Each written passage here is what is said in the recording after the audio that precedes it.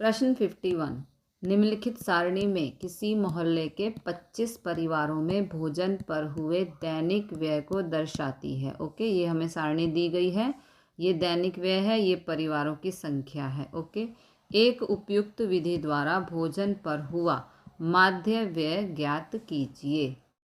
तो इस प्रकार हमें टेबल बनानी है। ये दैनिक खर्च, ये परिवारों की संख्या, ये मध्य कीमत। मध्य कीमत देखो कैसे निकालते हैं, ये 100 से 150 है, तो 100 प्लस 150 और उसको भाग करना है 2 से। देखो इस प्रकार 100 से 150, तो 100 प्लस 150 अपॉन में 2, 100 और 150 हो गए 250 अपॉन में 2, 2 से 250 को भाग करेंगे तो आंसर आएगा 125। ये आ गई मिड वैल्यू यानी कि मध्य कीमत। अगला 150 से 200, तो 150 प्लस 200 अपॉन में 2, 200 और 150 होते हैं 350 अपॉन में 2, 2 से 350 को भाग करेंगे तो आंसर आएगा 175।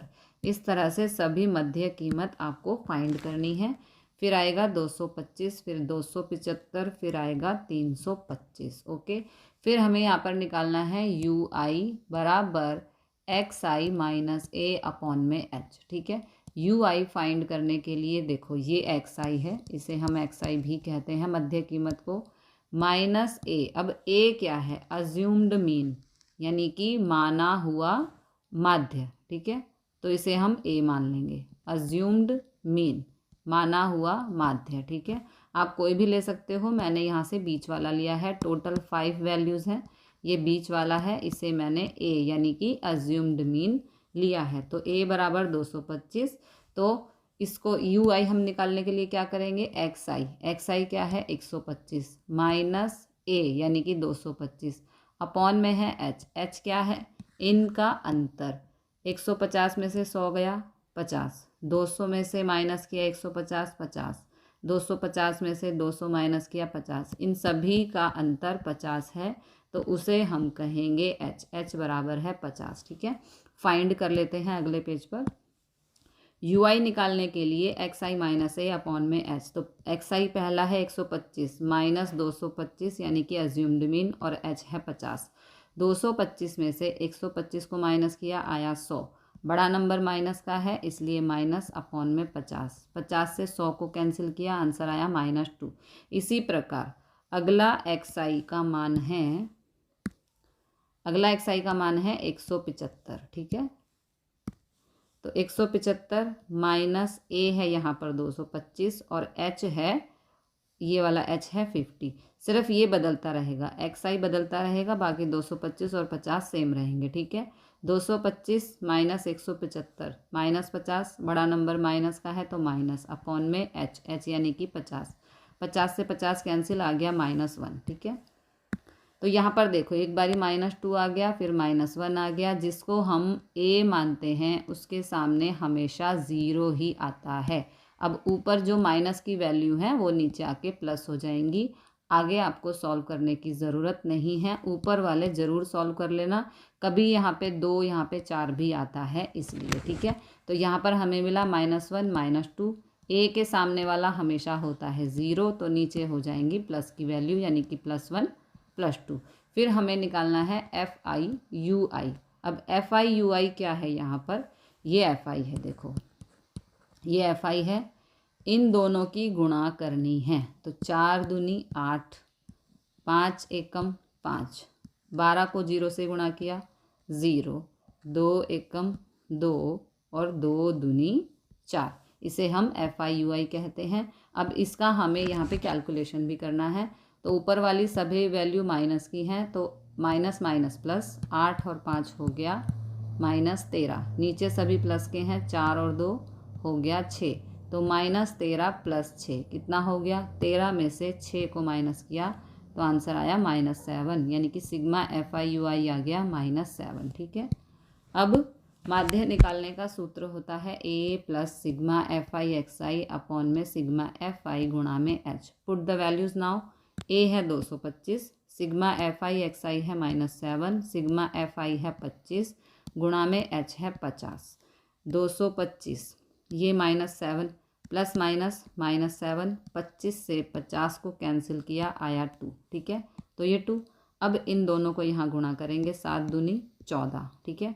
225 माइनस 14 हो गया 211। This is the answer.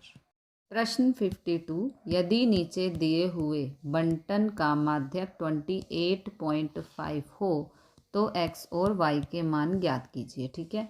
वर्ग अंतराल ये है बारंबारता, ये है संचयी आवृत्ति CFI, ये हमें यहाँ पे फाइंड करनी होती है। ये दोनों हमें दिए हुए होते हैं। तो संचयी आवृत्ति सबसे पहले यहाँ पे 5, उसके बाद 5 में प्लस करेंगे इस x को, तो 5 + x, फिर 5 + x में ऐड करेंगे 20, तो 20 और 5 हो गए 25 + x, फिर ऐड करेंगे 15 को, 25 और 15 हो गया 40 और ये प्लस x, फिर ऐड करेंगे y को, तो ये हो गया 40 + x + y, फिर ऐड करेंगे इस 5 को, तो 40 और 5 हो गए 45, ये x और ये y। ओके, अब यहाँ पर इन्होंने दिया है कि 28.5 यहाँ पर माध्यक है। ओके, तो माध्यक 28.5 यह वर्ग 20 से 30 अंतराल में आता है, तो ये हो गया माध्यक वर्ग। ओके, सिग्मा FI बराबर n हमें दिया है 60, तो ये माध्यक वर्ग है, तो इसके अकॉर्डिंग L यानी कि लोअर लिमिट हो गई 20, ठीक है। n दिया है 60, f हो जाएगा 20। माध्यक वर्ग के सामने वाले नंबर को हम f मानते हैं, ठीक है, इस तरह से। तो f हो गया 20, फिर CFI हो जाएगा 5 + x, इस तरह से तिरछा जाना है, ठीक है। ये माध्यक वर्ग, इसके सामने वाला नंबर हो जाएगा f, और इससे हम एक नंबर ऊपर तिरछा जाएंगे, ये हो जाएगा CFI। उसके बाद हमें चाहिए फार्मूला में h होता है इन सब का डिफरेंस। 0 और 10 का डिफरेंस 10, 10 से 20 का डिफरेंस 10, 20 से 30 का डिफरेंस 10, तो इस तरह से h आ जाएगा यहाँ पर 10। ओके, ये हो गया CFI, ठीक है। ये f और ये L और n है यहाँ पर 60। तो अब यहाँ पर ये सभी वैल्यूज़ मैंने लिख दी हैं जो हमने फाइंड की है। यहाँ पर एक और चीज़ है जो लास्ट में आई है, 45 + x + y बराबर 60। देखो क्यों, ये देखो, ये यहाँ पर टोटल आया है कुल योग, ठीक है, और हमें दिया गया है 60, तो इसलिए इस वैल्यू के बराबर जो लास्ट में आई है, इस वैल्यू के बराबर हम 60 को रख देंगे, ठीक है। तो ये देखो, हमने बराबर 60 रख दिया। अब इस 45 को हम इस तरफ शिफ्ट करेंगे, तो यहाँ प्लस का था, यहाँ पे आके माइनस का हो जाएगा। 60 - 45 होता है 15, x + y बराबर आ गया 15, इसे हम नाम दे देंगे इक्वेशन 1। अब हम सभी वैल्यूज़ को माध्यक के फॉर्मूले में पुट करेंगे। तो ये है माध्यक का फॉर्मूला, जिसे हम m से भी शो करते हैं। यहाँ पर L + n/2 - CFI अपॉन में f × h। ओके, सभी वैल्यूज़ को पुट कर देंगे। m हमें दिया है, माध्यक हमें दिया हुआ है 28.5, L है 20, n/2 आया था 30, - CFI था 5 + x, और f है 20, h है 10। ओके, अब इसे सॉल्व करके हम यहाँ पर x की वैल्यू को फाइंड करेंगे, ठीक है। 28.5 ये हो गया 20, यहाँ पर इस माइनस से ये पूरी ब्रैकेट गुणा होगी, minus plus -5 minus plus minus x। Okay, इस 0 से ये कैंसिल, तो यहाँ पे 1 हो गया, ये ख़त्म हो गया, यहाँ पे बचा 2, ठीक है।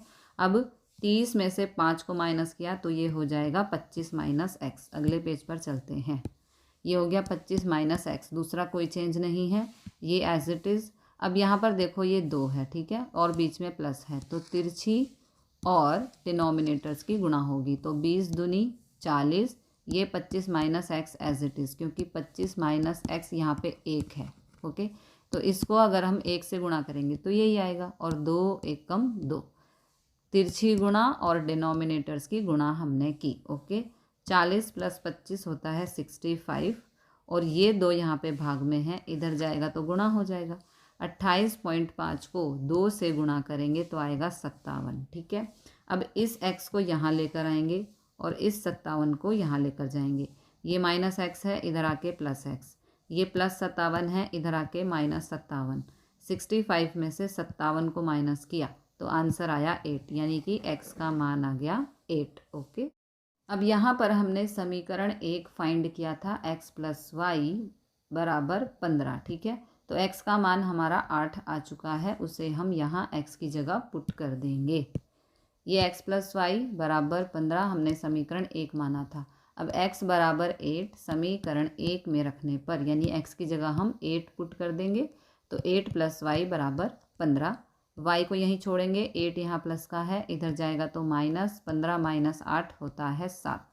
x बराबर आ गया 8 और y बराबर आ गया 7। This is the answer. प्रश्न 53। 52 पत्तों की अच्छी प्रकार से फेंटी गई एक गड्डी में से एक पत्ता निकाला जाता है। निम्नलिखित को प्राप्त करने की प्रायिकता ज्ञात कीजिए। इस प्रश्न को करने से पहले थोड़ा कार्ड की जानकारी ले लेते हैं, ठीक है। यहाँ पर 4 तरह के कार्ड होते हैं। टोटल कार्ड्स होते हैं 52। कैसे? 13 पान के, 13 डायमंड, 13 स्पेड और 13 क्लब यानी कि चिड़ी। ओके, ये देखो हार्ट, डायमंड, स्पेड, क्लब, ठीक है। अब इनमें एक होता है इक्का और 3 होते हैं फेस कार्ड, यानी कि किंग, क्वीन और जैक। इन्हें हम फेस कार्ड कहते हैं, ठीक है। तो 13 चौके 52 कुल पत्ते हैं 52, इनमें 3 फेस कार्ड हैं, एक है इक्का, ठीक है। अब हम इस सम को करेंगे सॉल्व। अब इसने बोला है कि लाल रंग की तस्वीर वाला पत्ता, 52 पत्तों की अच्छी प्रकार से फेंटी गई एक गड्डी में से एक पत्ता निकाला है और उसने पूछा है कि जो पत्ता निकाला है वो लाल रंग की तस्वीर वाला पत्ता हो सकता है या नहीं, उसकी प्रायिकता हमें बतानी है। तो लाल रंग के तस्वीर वाले पत्ते होते हैं 6, 3 पत्ते पान के और 3 पत्ते ईंट के। देखो कैसे, ये दोनों लाल रंग के हैं, ठीक है। इसमें भी 3 फेस कार्ड हैं और इसमें भी 3 फेस कार्ड हैं, ये रहे किंग, क्वीन, जैक, ठीक है। तो इसलिए 3 पत्ते पान से और 3 पत्ते ईंट के, क्योंकि ये दोनों ही लाल रंग के होते हैं। तो 3 और 3 हो गया 6, कुल परिणाम है 52।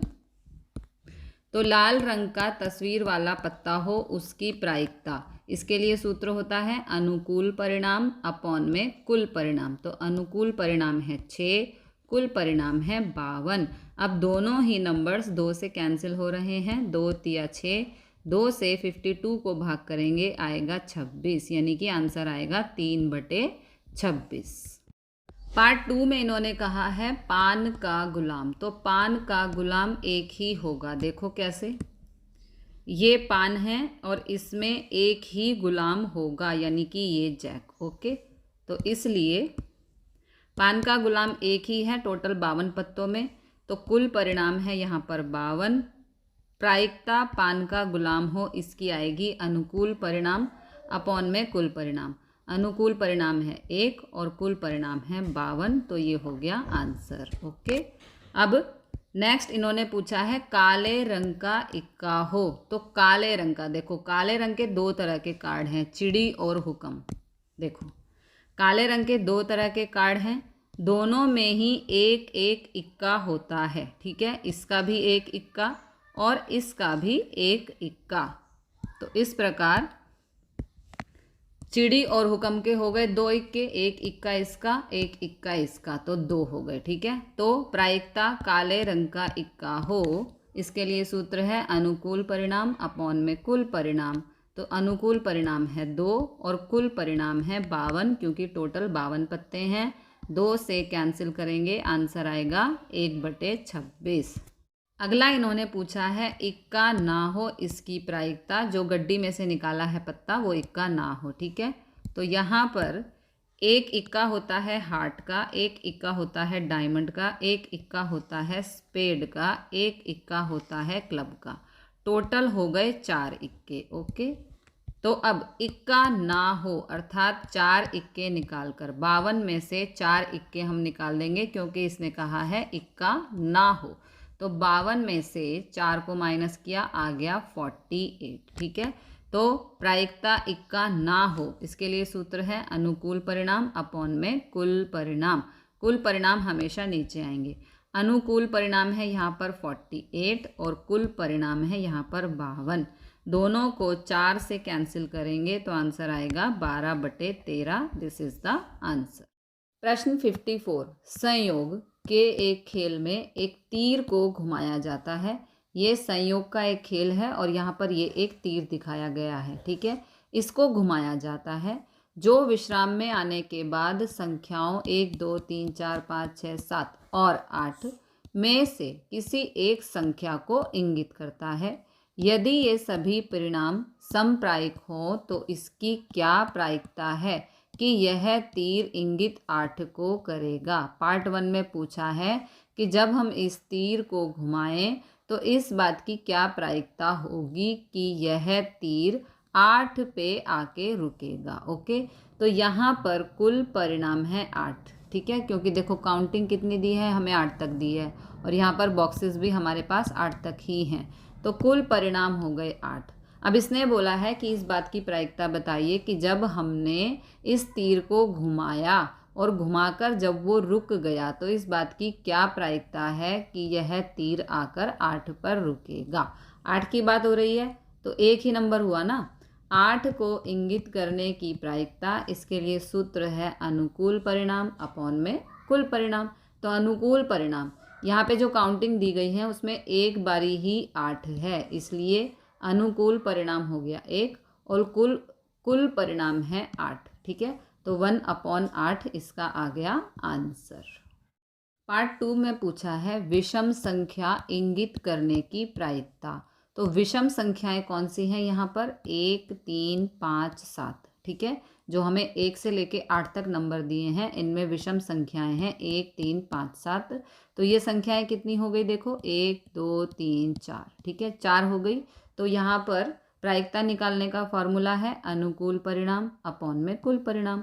अनुकूल परिणाम है 4 तो यहाँ पर 4 लिख देंगे, कुल परिणाम है 8। ओके, तो यहाँ पर 8, 4 से 8 को किया कैंसिल, आंसर आ गया 1/2। पार्ट 3 में कहा है 2 से बड़ी संख्या को इंगित करेगा। तो यहाँ पर 2 से बड़ी संख्याएं हैं 3, 4, 5, 6, 7, 8। ओके, ये 2 से बड़ी संख्याएं हैं और ये हैं कितनी कुल, 1, 2, 3, 4, 5, 6, ठीक है। तो ये 6 संख्याएं हैं जो 2 से बड़ी हैं। तो 2 से बड़ी संख्या इंगित करने की प्रायिकता, इसके लिए सूत्र है अनुकूल परिणाम अपॉन में कुल परिणाम। अनुकूल परिणाम यहाँ पर है 6 और कुल परिणाम है 8। 2 से कैंसिल करेंगे तो आंसर आएगा 3/4। पार्ट 4 में दिया है 9 से छोटी संख्या को इंगित करेगा। तो यहाँ पर 9 से छोटी संख्याएं हैं 1, 2, 3, 4, 5, 6, 7, 8, ठीक है। तो कुल संख्याएं कितनी हो गई, 8। 9 से छोटी, ये सभी संख्याएं 9 से छोटी ही हैं। तो 9 से छोटी संख्या को इंगित करने की प्रायिकता, सूत्र है अनुकूल परिणाम अपॉन में कुल परिणाम। तो अनुकूल परिणाम हो गए 8 और कुल परिणाम भी हैं 8, ठीक है। तो यहाँ पर भी 8, यहाँ पर भी 8, 8 से 8 को किया कैंसिल, आंसर आ गया 1।